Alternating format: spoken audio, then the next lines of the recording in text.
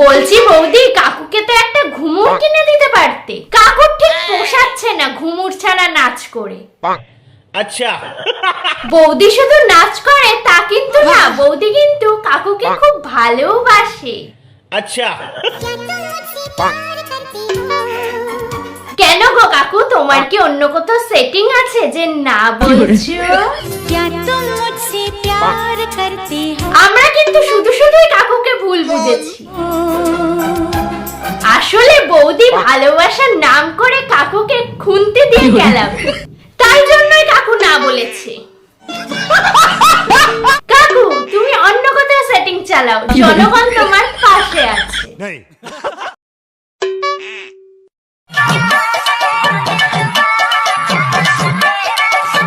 বলছি কাকু, তোমাকে কি বৌদি খুন্তি দিয়ে কেলিয়েছে যে এইভাবে নাচছো?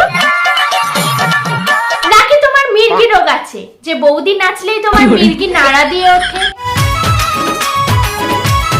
বলছি বৌদি, শ্বশুরকে ভিডিওর মধ্যে বসিয়ে রাখার কি কোনো মানে আছে? বৌদির শ্বশুর ঠিক করে বুঝতেই পারছে না যে কোন দিকে তাকাবে, বৌদির দিকে না ক্যামেরার দিকে। বৌদির শ্বশুর বৌদির দিকে তাকে কি বা দেখবে যে বৌদি ক্যামেরার সামনে পোজ নাচাচ্ছে?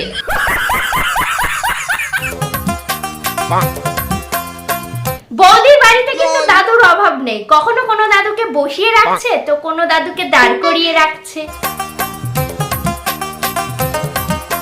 আর দাদু তো সেই মজা নিচ্ছে বৌদির নাচ দেখে। বলছি বৌদি, নাচতে ইচ্ছা করেছে নাচো, কিন্তু বয়স্ক মানুষগুলোকে ভিডিওতে নিয়ে এসে নিজেকে নির্লজ্জ প্রমাণ করো না, কারণ দুবার করে সম্মান পাওয়া যায় না। মানে দুবার করে সম্মান পাওয়া যায় না, একবারই সম্মান পেতে হয়।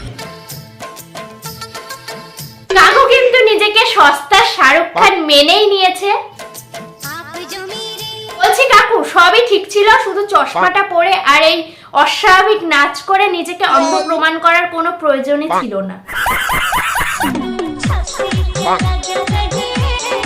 আমি আগেই বলেছিলাম না কাকুর মির্গি রোগ আছে।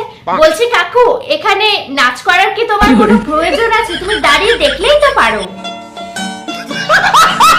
গাইস, ভিডিওটা কেমন হয়েছে কমেন্ট করে জানিও। অবশ্যই ভালো লাগলে লাইক কমেন্ট শেয়ার করো। চ্যানেলে নতুন হয়ে থাকলে অবশ্যই চ্যানেলটি সাবস্ক্রাইব করো। তো চলো, দেখা হচ্ছে নেক্সট ভিডিওতে।